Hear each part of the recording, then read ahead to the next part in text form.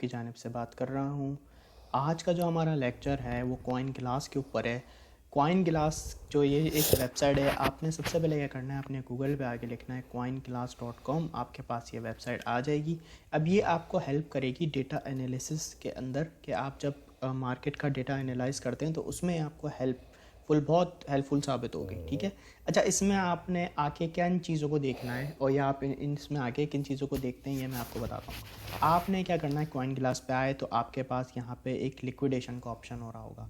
आप इस पर जैसे ही क्लिक करेंगे तो यहाँ पे आपके पास ये जो डेटा आ रहा है ये आपके पास वो आ रहा है कि मार्केट के अंदर किस कॉइन के अंदर कितने पैसों की लिक्विडेशन हुई है। यानी लिक्विडेशन जो लोग फ्यूचर ट्रेडिंग करते हैं उसके अंदर जो लिक्विडेट हो जाते हैं उसका यहाँ पे डेटा आ रहा है। ठीक है। अब यहाँ पे मेरे पास 4 घंटे का डेटा आ रहा है जिसमें आ रहा है कि भाई यहाँ पे BTC के अंदर 9.5 मिलियन की लिक्विडेशन हुई है पिछले 4 घंटे में। इथेरियम में अगर हम यहाँ पे देखें OP में, तो OP के अंदर यहाँ पे 653K की लिक्विडेशन हुई है। इथेरियम की अगर हम देखें तो 4 घंटे में 9.72 मिलियन की लिक्विडेशन हुई है। तो ये आपको बताएगी कि भाई 4 घंटे के अंदर मार्केट के अंदर इन कॉइन्स में इतने पैसों की लिक्विडेशन हुई है। अब यहाँ पे अगर मैं टोटल देखना चाहूँ तो यहाँ पे आ रहा है मेरे पास 1 आवर में 9.35 मिलियन की लिक्विडेशन हुई है। 4 घंटे में ऑल ये सब की बात हो रही है।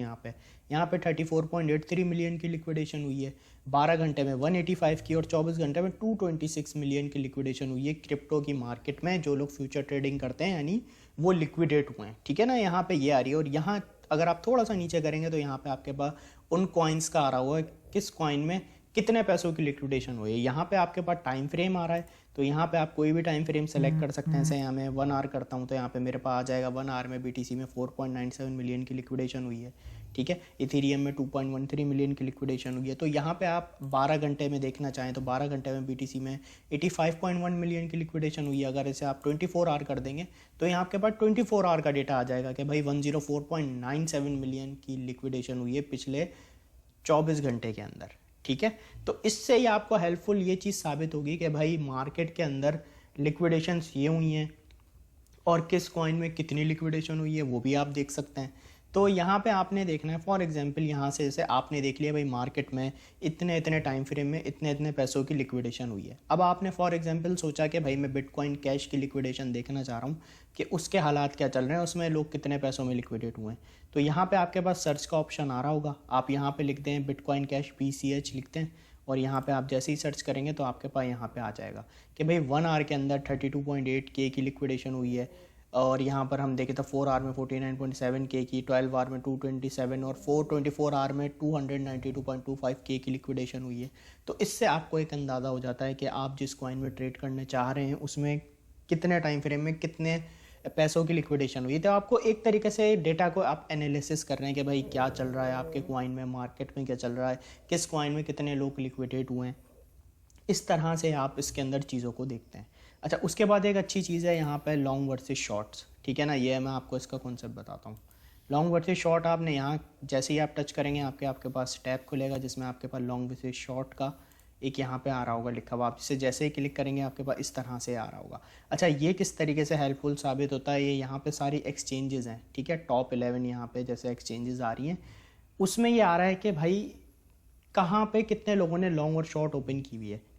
अब यहाँ पे मेरे पास सिंबल आ रहा है BTC का अभी फ़िलहाल। ठीक है, हम BTC को देख रहे हैं और यहाँ पे मेरे पास 5 मिनट टाइम फ्रेम सेलेक्ट हुआ हुआ है। यहाँ पे मेरे पास आ रहा है भाई बाइनेंस के ऊपर 56.52% लॉन्ग खुली हैं पिछली 5 मिनट के अंदर और 43.48% शॉर्ट खुली हुई हैं। यानी अगर हम लॉन्ग को देखें तो बाइनेंस में लॉन्ग ज़्यादा खुली हुई हैं।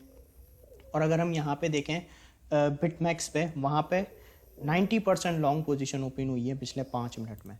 अगर हम इसे यहाँ पे 1 आवर टाइम सेलेक्ट करें तो यहाँ पे हमारे पास 1 आवर में आ जाएगा कि भाई लॉन्ग ज़्यादा हैं कि शॉर्ट ज़्यादा हैं। तो इस तरीके से आप अपने डेटा को एनालिसिस कर रहे हैं सारा। यहाँ जिस टाइम फ्रेम में आप करना चाहें, 12 घंटे में करना चाहें तो आपके पास यहाँ पे आ जाएगा कि भाई 12 घंटे में ये सिचुएशन रही है। अब हमने यहाँ पे फॉर एग्जांपल कर दिया 30 मिनट कि भाई 30 मिनट में बताओ क्या सीन है। यहाँ पर अगर हम देखें तो बाइनेंस में 46.72% लॉन्ग है और 53.28% शॉर्ट है। ठीक है, तो यहाँ पर अगर हम देखें तो शॉर्ट थोड़ी सी ज़्यादा ओपन हुई हुई है एज़ कम्पेयर टू लॉन्ग। तो यहाँ पे आपको इस तरीके से आप अपने डेटा को एनालिसिस कर सकते हैं, ठीक है ना। टाइम फ्रेम में, जिस टाइम फ्रेम में आप चाहें, आप यहाँ पे 4 आवर में कर लें तो यहाँ पे आपके पास आ जाएगा, यहाँ पे 12 आवर का डेटा आपके पास आ जाएगा। अब इसी तरीके से यहाँ पर अगर आप बिटकॉइन है तो यहाँ पे आप जैसे इथीरियम को सेलेक्ट कर लें तो यहाँ पे आपके पास इथीरियम का डेटा आ जाएगा कि भाई इथीरियम में इतनी लॉन्ग्स खुली हुई हैं, इतनी शॉर्ट्स खुली हुई हैं।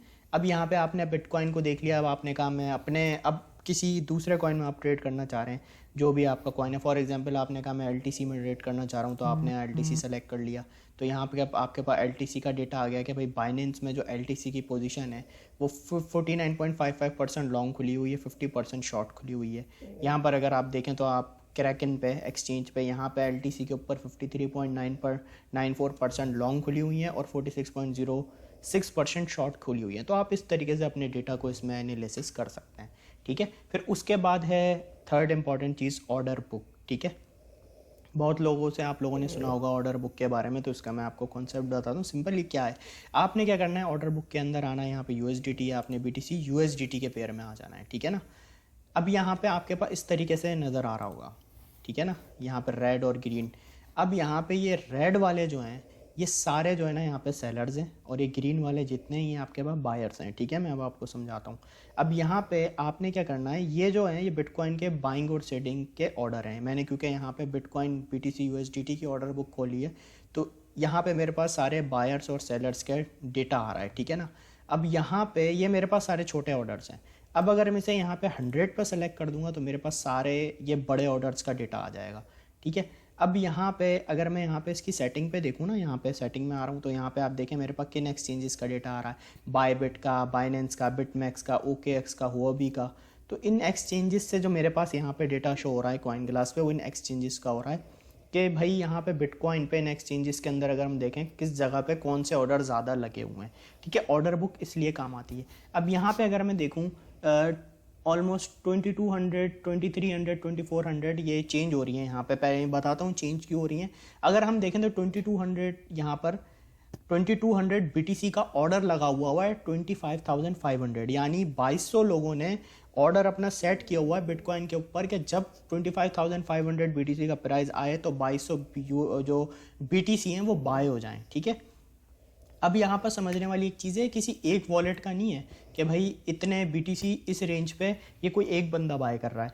ये जो है टोटल जो आपके पास बैकअप पे, एक्सचेंज पे जिस रेट पे लोगों ने बाइंग ऑर्डर लगाए हुए हैं उनका स्क्वीज़ होकर आपको डेटा मिल रहा है कि भाई ज़्यादातर लोगों के जो बिटकॉइन है वो इस रेंज पे बाय ऑर्डर उन्होंने लगाया हुआ है। ये सब जो जितनी एक्सचेंज है ना वो सब एक्सचेंज का डेटा आपके पास यहाँ पे आ रहा है। इसी तरीके से यहाँ पर अगर हम देखें, यहाँ पे अगर हम देखें 26,000 के ऊपर किसी ने 895 बीटीसी का सेल ऑर्डर लगाया हुआ है। तो अब ये एक बंदे के भी हो सकते हैं, या ये लेवल वो है कि भाई इस इन एक्सचेंजेस के ऊपर जो हम अगर स्क्वीज करके डेटा निकालें तो 26,000 के ऊपर अगर हम देखें तो 888 बीटीसी का ऑर्डर लगा हुआ है, ठीक है। तो इस तरीके से हम ऑर्डर बुक को चेक करते हैं कि इससे हमें ये पता चलता है कि भाई कितने बीटीसी किस रेट पे बाइंग या सेलिंग उनकी लगी हुई है। अगर बहुत ज़्यादा बीटीसी आपके बाइंग पे लगे हुए हैं, ठीक है ना, जैसे अगर हम यहाँ पे देखें तो 1350 का मेरे पास आ रहा है, 1350 बीटीसी की बाइंग ऑर्डर लगी हुई है 25,000 के ऊपर।